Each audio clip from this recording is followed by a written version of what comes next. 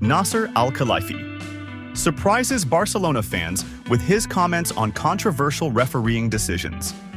Nasser Al-Khelaifi, the president of Paris Saint-Germain and one of the most prominent figures in sport, known for his firm stance on refereeing issues, expressed his strong discontent with the referee's decision to disallow Robert Lewandowski's goal in the 14th minute of the match due to offside, after reviewing the video assistant referee, VAR.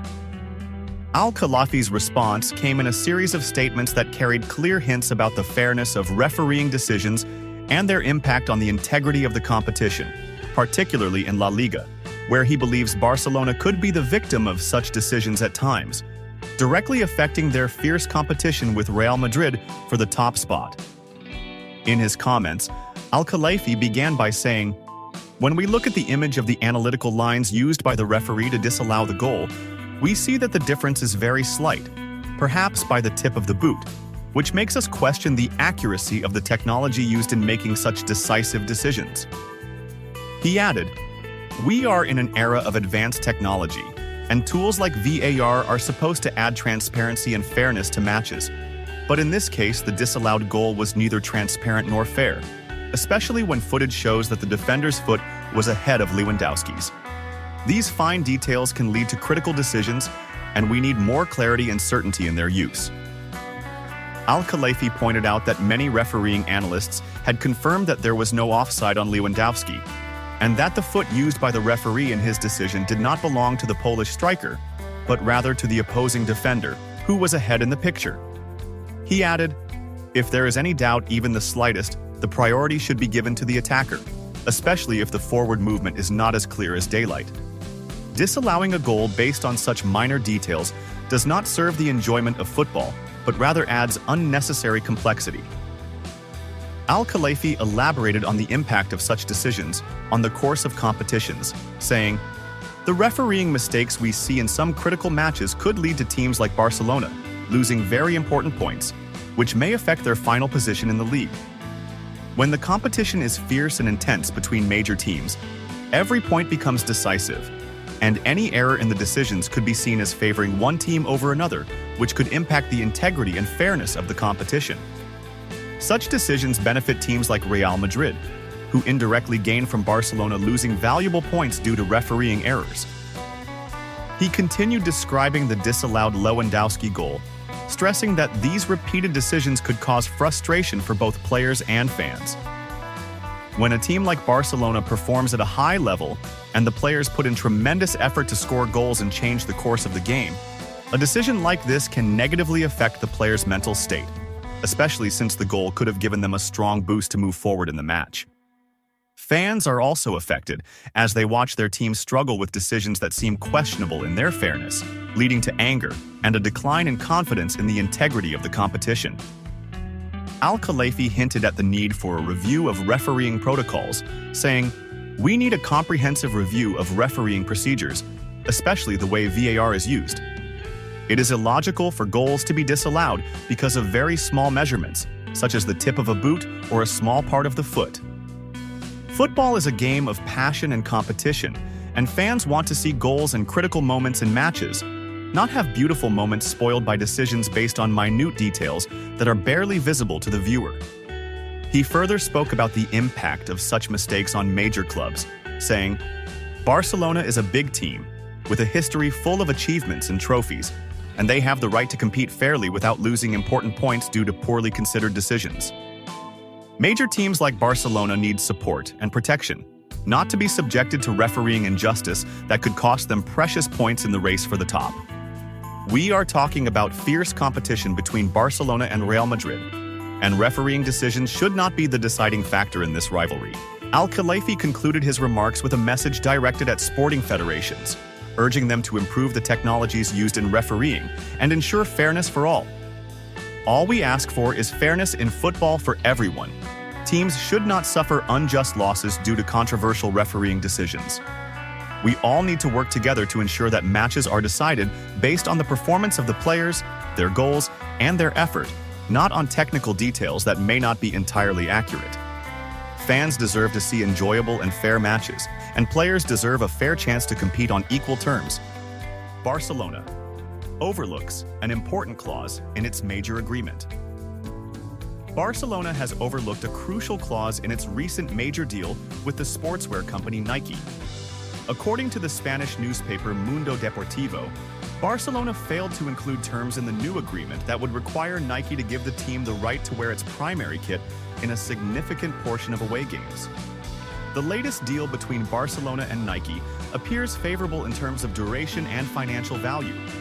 However, it didn't shield Barca from the pitfall of Nike potentially forcing the team to wear alternative kits on away games to appeal to tourists. Nike holds the right to require Barcelona to wear alternative kits even when there's no color clash with the home team. During the 2024 to 2025 season, Barcelona has played 17 matches so far, 10 of which were away from the Montjuic Stadium. It's been frustrating for Barcelona, as they've only worn their traditional kit twice away, at Vallecas and the Santiago Bernabeu. Nike didn't dare to alter Barcelona's colors in El Clásico, knowing it's the most watched game globally. However, Barca wore yellow for the first time at Valencia, and against Girona, the team donned a black kit, which they also wore against Monaco. In the match against Villarreal, Barcelona secured a decisive win in black, and when they faced Osasuna, due to color similarity, they wore a light green kit for the first time in La Liga. They repeated this with Alaves, where Robert Lewandowski scored his only hat-trick this season. In Belgrade, in the Champions League, Barca delivered a stellar performance in black and recently wore the same kit during a league defeat to Real Sociedad. Flick decides on replacement for Lamine Yamal. Barcelona's head coach, Hans Flick, has identified a replacement for the young star Lamine Yamal following his severe injury and absence from the team's recent match against Real Sociedad. The German coach revealed his admiration for the 16-year-old player Toni Fernandes, a left-footed playmaker. Fernandes impressed during Barca's training sessions, catching Flick's attention. Notably, he is currently recovering from an ankle injury that delayed his return until December, but once he's back, he will be the ideal substitute for Lamine when he needs rest or is sidelined. Barcelona. Targets. 3 free transfers for the summer. After a great start to the season, Barcelona, led by Flick, appears to be the favorite in the race for the La Liga title this season. However, as we enter the international break, coach Hansi Flick has begun planning for the upcoming season, particularly eyeing 3 players who could join the club on free transfers next summer. Barcelona's 3 targets for 2025. One of Flick's primary targets is Joshua Kimmich. The Bayern Munich star and German international is a familiar figure to Flick, who coached him both at Bayern and the national team. Kimmich's versatility in excelling in multiple roles, whether in central midfield or at right back, makes him an extremely valuable player. His tactical intelligence and deep understanding of Flick's system would allow for a seamless transition to Barcelona's lineup, adding defensive stability and creative dynamism. Another option for Flick is Alphonso Davies, as he looks to strengthen his defensive unit. The dynamic fullback also shares a strong bond with Flick from their Bayern Munich days. Known for his incredible speed and offensive prowess on the left wing, Davies could provide competition for Alejandro Balde and add a new dimension to Barcelona's wide play.